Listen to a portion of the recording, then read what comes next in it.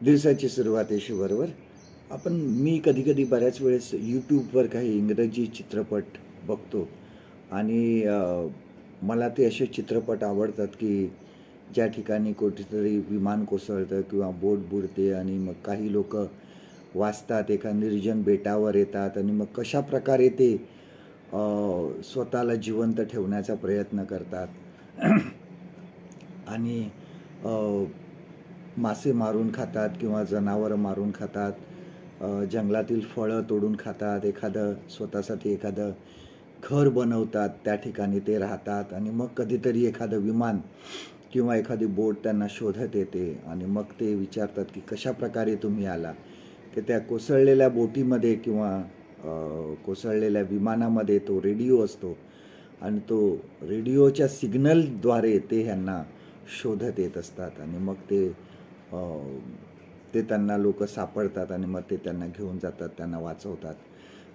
आणि अशा प्रकारे कशा प्रकारे ते त्यांना शोधतात हे बघण्यासाठी खूप एक आनंद वाटतो.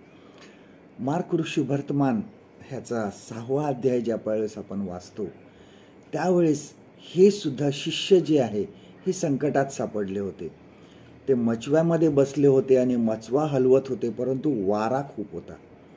वारा हा वादळासारखा होता आणि त्यांना ते मचवे चालवताना पुढे नेताना त्यांना खूप अडचण होत होती आणि ते अगदी त्रासून गेले होते. आणि अशा वेळेस त्या रात्रीच्या अंधारामध्ये प्रभू येशू ख्रिस्त पाण्यावरून चालत त्यांच्याकडे आला आणि अगोदर ते त्याला भिवून घाबरले, परंतु प्रभू येशू ख्रिस्ताने सांगितलं, भिवू नका, मी आहे. आणि तो मचव्यामध्ये बसल्यानंतर वारा पडला आणि सर्व काही शांत झालं.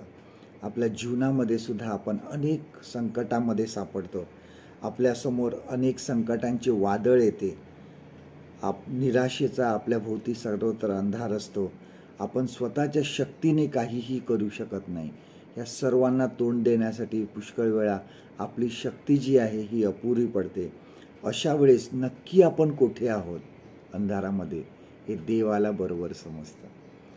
आपला सिग्नल जो आहे हा देव बरोबर पकडतो. त्याला माहिती आहे आपण कुठे आहोत. आपली हाक, आपला सिग्नल देवाला माहीत असतो. तो आमच्या बाजूलाच असतो जेव्हा आम्हाला त्याची गरज असते. आपली अगदी लहान हाकसुद्धा देव ऐकतो.